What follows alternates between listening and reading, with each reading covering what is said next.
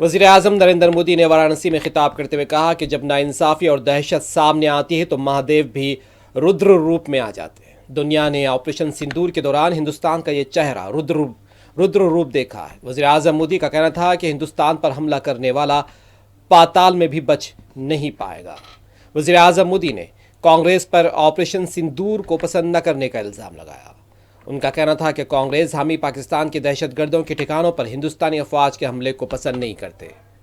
वाज़ेह है कि वज़ीर-ए-आज़म मोदी आज वाराणसी के दौरे पर हैं और वज़ीर-ए-आज़म मोदी वाराणसी से किसान सम्मान निधि की 20वीं किस्त जारी कर रहे हैं। 2200 करोड़ रुपए की लागत वाले 52 तरक्याती प्रोजेक्ट्स का भी इफ्तिताह और संगे बुनियाद भी रखेंगे।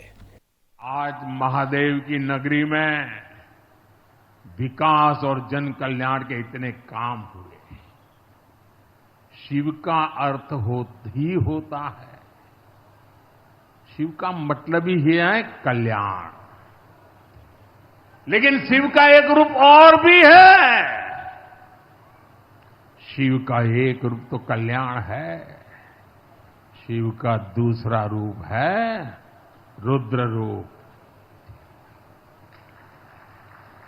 सामने जब आतंक और अन्याय होता है तब हमारे महादेव रुद्र रूप धारण करते हैं।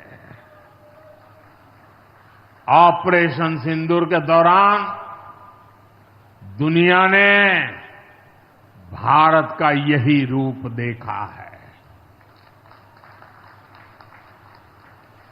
भारत पर जो वार करेगा